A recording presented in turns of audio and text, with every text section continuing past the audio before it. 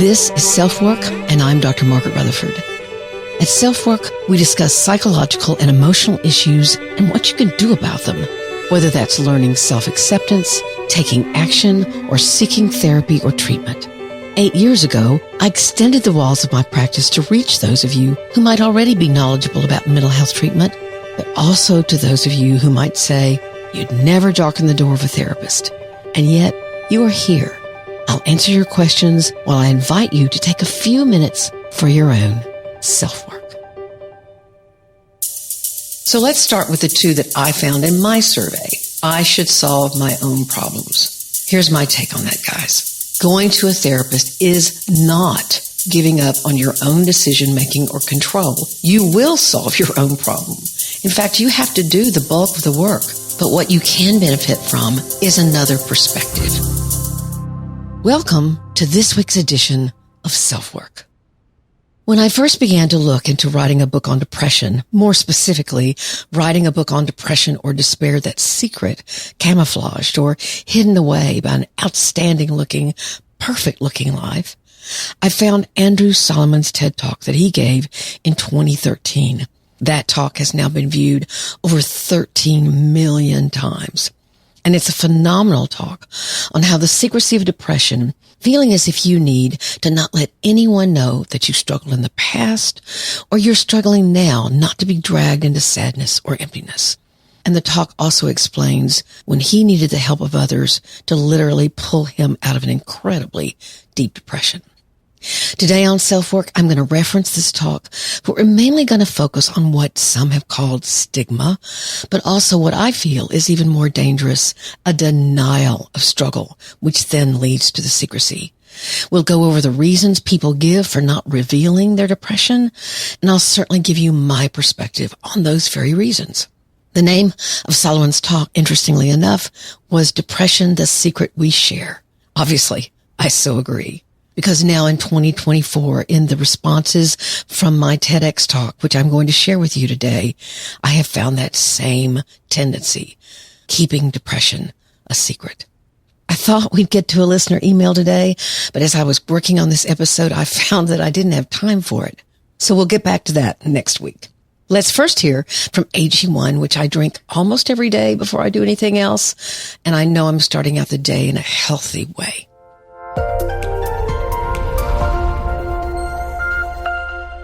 It's important to me that the supplements I take are of the highest quality, and that's why, for years, I've been drinking AG1. Unlike many supplement brands, AG1 conducts relentless testing to set the standard for purity and potency. Quality for AG1 isn't just a buzzword, it's a commitment. And at each step of the process, AG1 goes above and beyond industry standards. I know I can trust what's in every scoop of AG1 because they obsess over product quality, the standards of their manufacturing and sustainable practices. Taking care of your health shouldn't be complicated, and AG1 simplifies this by replacing all those multiple health supplements, like your multivitamins, digestive aids, immune support, and more in just one simple scoop. AG1's ingredients are heavily researched for their quality, and I love that every scoop also includes prebiotics, probiotics, and digestive enzymes for gut support. I've partnered with AG1 for so long because they make such a high-quality product that I drink every day. So if you want to replace your multivitamin and more, start with AG1. Try it and get a free 1-year supply of vitamin D3 plus K2 and 5 free AG1 travel packs with your first subscription at drinkag1.com/selfwork. Again, that's drinkag1.com/selfwork. Check it out. You'll be glad you did.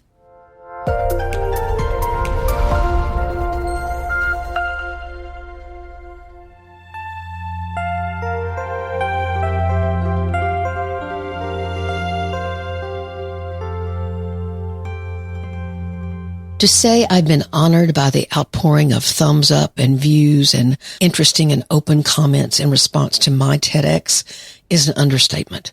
But by far the most responded to comment, and that comment was not by me, is this one. It's actually a question. Now remember, my TEDx is called How to Recognize Perfectly Hidden Depression. And then I also talk about how suicidal thinking is much more common than we realize. And I'm encouraging people to be more transparent with one another. Anyway, here's the question. Is it bad of me to say that it's a little comforting to know so many other people are feeling this way? Now, that comment got 949 responses, at least as of the time I am recording this. They've either answered the question or have liked the question, meaning they wanted to show their support for the commenter and for the question. In fact, another commenter said, "What a soothing pool of fellow feelings in this thread you provoked by your comment. Thank you again and again." So this commenter got such support for just asking the question, gosh, is it okay that I realize I feel a little comfort from the fact that other people are struggling like I am? The gratitude was abundant, and many people voiced their relief and sense of kinship that so many others have been secretly struggling. I mentioned Andrew Solomon's TED Talk in the intro. Here's what he had to say about the difference between people with depression who could reveal it and those who couldn't. And by the way, he writes incredibly beautifully. Let me make sure you understand. Andrew Solomon is writing about his own experience. He has suffered from intensely deep depressions, and he talks about it in his TED Talk, which I thoroughly recommend you go watch. But I pull this quote. What I came up with over time was that the people who deny their experience and say, I was depressed a long time ago, I never want to think about it again, I'm not going to look at it, and I'm just going to get on with my life. Ironically, those are the people who are most enslaved by what they have. Shutting out the depression strengthens it. While you hide from it, it grows. And the people who do better are the ones who are able to tolerate the fact that they have this condition. Those who can tolerate the depression are the ones who achieve resilience. If you've listened to SelfWork for a while, you know that I so totally agree with this. Depression that you push away grows more potent. Trauma that you push away grows more potent. It's like that closet in your house that if you open the closet door and things come out, when you do that, they fall on the floor. You've got so much stuffed in there. That same thing happens in your psyche with painful emotions that you are trying to hide, closet away, whatever. If you've watched my TEDx, I state, it won't be long before we all either personally know or know of someone who died by suicide while their life looked great. In fact, you may already know someone. It doesn't matter what race, what ethnicity, what gender identification, whether married or single, whether a parent or not, whether a celebrity. All suicides are horrible and leave loved ones with so many questions, so much anger, sadness, shame, confusion, guilt. When someone feels their pain is intolerable or unfixable, they can take their own lives to stop that pain. There may have been warning signs, previous attempts, even hospitalizations that give loved ones a heads up about what's going on so they can help in any way possible, but sometimes not. But today's episode isn't on suicide. It's on the very admitting of depression in the first place. Just why is that so hard for so many? I did my own survey years ago and found mostly what fancier surveys have found. Men especially thought they should solve their own problems. That's why they didn't talk about it or go to therapy. Women feared social ramifications of going for help. I'll talk about these two in a bit, but I found another article in Healthline that named other barriers, which I thought we'd talk about. Certainly these are ones that come from a starting point that's rational and understandable. It's not that I think it's easy to come into therapy or talk about your vulnerabilities. I don't. I've been on the other side of the therapeutic relationship. I've been sitting on the sofa myself. I know how hard it is. But here I'm quoting from Healthline.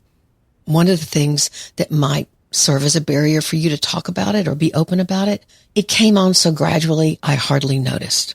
I get this. I've used the analogy myself that it's as if the lights are being turned down so slowly in a room that you don't realize how hard you're actually having to squint to see. Now, some depressions come on with a rush, especially those that are tied into a sudden loss or unwelcome change. But the slower kind, these folks don't see the changes in themselves. They don't get the social support that people who have acute loss can often get. If your house burns down, people are going to understand you'd be depressed. But if you're in a situation with a teen who's using drugs, or you have a job where, try as you might, you're getting overlooked for promotion and you're slugging at it day after day, those types of disappointments and frustrations can wear away at any of us. But since they're more chronic or not as dramatic, you may not get the social support, and so you feel like you need to look okay or even fine. So again, you might not tell or seek help or reveal. You just stuff it in that closet because it came on so gradually. Here's number 2. I don't trust doctors. I've heard this a lot. People may have been misdiagnosed or mistreated by medical professionals who didn't recognize their symptoms or regard you with respect. Your encounters with medical professionals may have left you feeling very overlooked, stereotyped. I hear this a lot with obesity patients, or with anyone who the doctors can't figure out what's wrong, with women in general, with racial or ethnic minorities. There aren't enough doctors who look like you, and so there's distrust. And often that distrust is actually well earned. I've also heard from people who are friends with doctors or medical professionals and overhear them talking about their patients in a very kind of offhanded or critical manner. And so you can come away from that saying, well, if that's how doctors feel, I'm not going to go. But please realize there are really good doctors out there. And I'll have some of my answers to these issues in a minute. So let's go on to the third problem. I'm afraid of what will happen if I talk about a mental health struggle. Some people don't disclose depression symptoms because there can be harmful repercussions if they do, like mothers who don't want their children taken away from them. In some places, mental health conditions may lead you to an encounter with law enforcement, which can be dangerous and frightening. So you might just hide what you're struggling with because you don't want anything like that to happen. Here's number 4. I don't want to be a burden. People sometimes feel a sense of guilt when they seek treatment or ask for help. This might be especially true for teens or even older adults who don't want to worry people that care about them. And Healthline made this point. I thought it was interesting. People with chronic illnesses don't want to add something else to their list of medical conditions they're discussing with a physician. So if the physician doesn't bring it up, hey, how are you doing with this? This is kind of a rough illness to have. Cancer, diabetes, MS, whatever it happens to be. Do you really want to talk about also the mental and emotional problems that come with it? You don't want to be a burden. Here's another one. I'm embarrassed to talk about it. Healthline says that public health campaigns have improved how people see mood disorders. I mean, you can't turn on the television without seeing umpteen hundred advertisements for medications. But attitudes toward mental health still vary from place to place, and there's still stigma in a lot of those communities. Here's another one that Healthline states, I don't want to take medications. Yes, antidepressant medications are commonly prescribed treatments here in the U.S., but not everyone living with depression has them as part of their treatment plan. In fact, I, for example, have some people on antidepressants, but it is rarely my first go-to. Women's health needs, and especially our hormonal needs, are finally receiving the attention we've deserved for years. And Hormone Harmony, a new sponsor of SelfWork, rates as one of the top 5 hormonal supplement companies out there. If you're a young woman struggling with that week before your period when moods can be all over the place, and I certainly don't miss that, or older when you're so glad menopause is here, but if you're like me, you sometimes stare at yourself in the mirror and ask, where did I go? Hormone Harmony has become a phenomenon. Women cannot stop talking about it on social media, and a bottle of Hormone Harmony is sold every 24 seconds. Basically, if you breathe in and out slowly twice, that's the amount of time it takes for one more woman to understand she can reach out for help, no matter what her age, through Hormone Harmony. For a limited time, you can get 15% off your entire first order at happymammoth.com. Just use the code SELFWORK at checkout. That's happymammoth.com and use the code SELFWORK for 15% off today. Okay, so let's go back and I'll do my best to answer these hurdles or objections and maybe even offer some practical things to do. So let's start with the two that I found in my survey. I should solve my own problems. Here's my take on that, guys. Going to a therapist is not giving up on your own decision-making or control. You will solve your own problem. In fact, you have to do the bulk of the work. But what you can benefit from is another perspective, especially if you've tried to solve the problem and it's simply not solved. Haven't you ever had the experience of wondering why you couldn't make something work? You show it to someone else and they say, well, have you tried X? And you feel kind of stupid. Well, no, I hadn't tried X.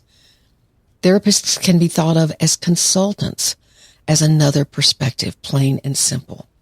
I had someone fairly recently in my office who had had a parent die very suddenly and unexpectedly. Well, what came up with his own child was that he was trying to get him to do something with him over the weekend. The child was complaining. He was a teenager. He didn't really want to do that. Now they did end up doing it and they both had a great time. But what happened was the parent got really angry, way out of proportion to what was going on. And I looked at him and I said, well, don't you think that may have had something to do with the recent death of your own parent? And he looked at me and he said, I hadn't even thought about that. Of course, he was grieving that his father had died and that there were things that they had never gotten to do together.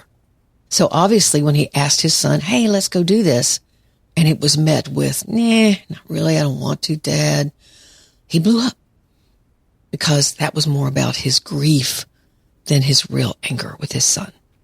Okay, so you can see hopefully how my perspective on that was helpful to him. And he looked at me and go, I don't know why I didn't think about that. That's what therapists can do, hopefully. Now, here's the second one I found in my survey. What will people think if they know I'm going to therapy? Now, I don't know. I can't say what your friends will think. I'm not sure. But neither are you. Maybe that's your own belief that's getting in your way. Maybe you think someone would be wasting money or time by seeking a therapist's perspective. But this is a surefire way to stay stuck. And I don't know many good decisions that are made from primarily fear, except maybe to run away from a grizzly bear. Maybe you're more afraid of what will come out of you than you're afraid of what others may think. Let me say that again. Maybe you're more afraid of actually what you'll say in therapy or what you might feel than you're afraid of what others might think. I cannot tell you the amount of people that I've said, well, if you just seek out one person that you can trust and say how you're feeling or that you're in therapy. But lo and behold, what they find out is that their friend is on antidepressants or their friend went to therapy or their cousin did the same, whatever. You'll find out that maybe people aren't talking about it, but they're taking care of themselves well too. Okay. Now let's start on the hurdles that Healthline talked about. It came on so fast I didn't see it. Okay, maybe so. So maybe you run a personal check of yourself. Are you more tired? Are you crankier than you used to be? Are you bailing out of doing things that a year ago you would have looked forward to doing? You can start to see it and then realize the longer whatever's causing it goes unfettered, then the harder it's going to be to dig it up and let it go. So even those slow-growing depressions, if you really take a look honestly and objectively at yourself, you can say, you know, I'm not the same person I was 6 months ago or a year ago. I'm not sure what's going on. It could be so many things. And of course you need to check to make sure it's not a medical thing, but it could be some sort of emotional or mental imbalance or something that's working against you that you don't realize. All right. So now let's talk to the person who doesn't trust doctors. There's not much of a way around this except one that I can think of. Let's all recognize there's some absolutely fantastic doctors out there. But like every profession, there are some that have weaknesses that affect the way they doctor. So you can do this. You can go to a therapist first. It'll likely be easier to find someone who looks like you to a minority therapist or a therapist who is gay, whatever, or understands gay issues. So if you go to a therapist first and get comfortable with that, Often therapists have a working relationship with doctors in the area if you decide you might want to try medication or there's a suspicion that something medical might be going on. So if you go to the therapist first, then maybe you can circumvent some of those issues with medical providers. How about this one? I'm afraid of what will happen if I talk about mental health struggles. Obviously, this can be a problem in situations like custody fights and divorces, job evaluations, or taking family leave. I get it. I really do. Even we therapists have to sign something every year that says our mental health has been good. It's kind of ironic that if it hadn't been, if we'd gone into therapy ourselves and gotten treated, we'd have to deny it to maintain our license. You don't really. There's a bit of fudge room because it asks you if it kept you from providing quality service. But it's interesting. I get protecting the public. Of course, that's important, but it's a conundrum. But there are some who believe, and I said this in my TEDx, that if you reveal suicidal feelings to a therapist, you'll be locked up. That is not true. I promise you, there aren't enough psychiatric treatment facilities to treat everyone who has those thoughts. And therapy is the place to talk about them. If you're in imminent danger, that's the point where a therapist may need to contact a family member and break confidentiality. But that is something that the two of you would talk about together. We have a local case here in Arkansas about a psychiatrist who was highly unethical and did keep people in the psychiatric ward that were ready to go home or were asking to go home, and he is being sued. It was horrible the way he treated people. And of course, those things do happen, but it's far from normal. Here's the sixth hurdle. I don't want to be a burden. This is something you probably learned in your culture or family. But with healthy people, you talking about what you're struggling with isn't a burden because they don't take it on like it's theirs to fix. Not at all. They offer you a place to talk. They give an opinion if you ask for it, but they go home to their problems and don't drag yours with them. Now, if someone isn't so healthy, that may happen and be unwelcome. Please, if you tell yourself regularly, I don't want to burden others, so I just simply won't talk about what's going on with me, you are robbing yourself and you're robbing maybe a friend of being able to say, hey, what's going on? Maybe I can help. Here's another one. I'm embarrassed to talk about it. Yes, I get this one as well. When you have something wrong with your eye and you can't see clearly, then you can blame your eye and wait for it to heal. You can even wear a patch where everyone can see that something's wrong with your eye, right? But what if you can't think straight because you're depressed and your thoughts are muddy or foggy feeling? Well, you can't see that. No one else can either. So do you think because others can't see it, they think, oh, well, this depression must be your fault. You must be weak or not trying hard enough. That line of thinking is very common, but I'd urge you to reconsider that. There are plenty of physical or medical illnesses that you just can't see. People can't see it overtly.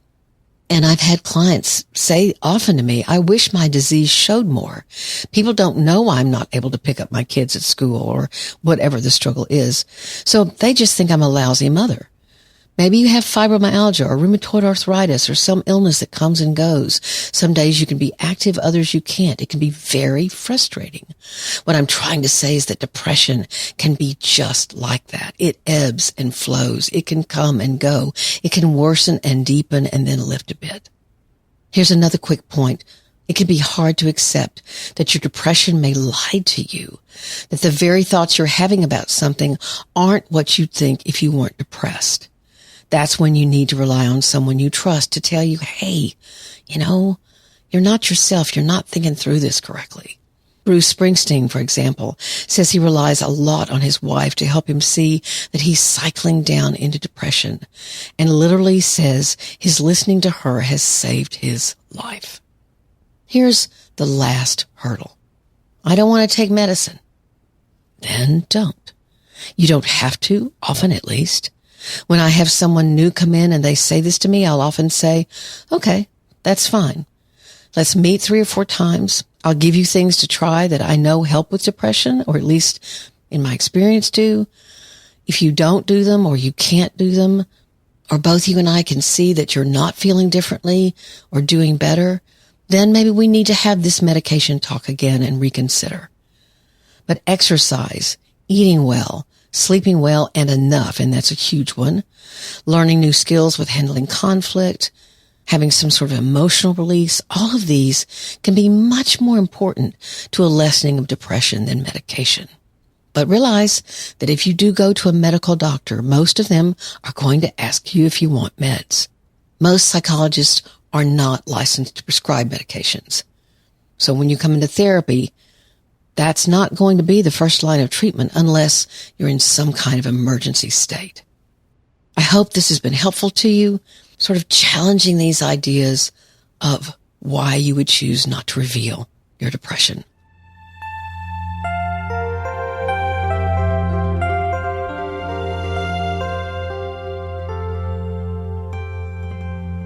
I wanted to ask some of you who might be listening today who might have identified with perfectly hidden depression. If you would like to email me at askdrmargaret@drmargaretrutherford.com, I'm actually writing a second book, and I would love to interview a few more people who've identified, again, with perfectly hidden depression. That's askdrmargaret@drmargaretrutherford.com. Feel free to join my Facebook closed group at facebook.com/groups/selfwork. And remember, I'd love to come speak to your book club, your association, your work group about depression, perfectionism, suicide intervention, and prevention. Just let me know. Thank you so much for being here. As always, please take care of yourself, your loved ones, and your community. I'm Dr. Margaret, and this has been SelfWork.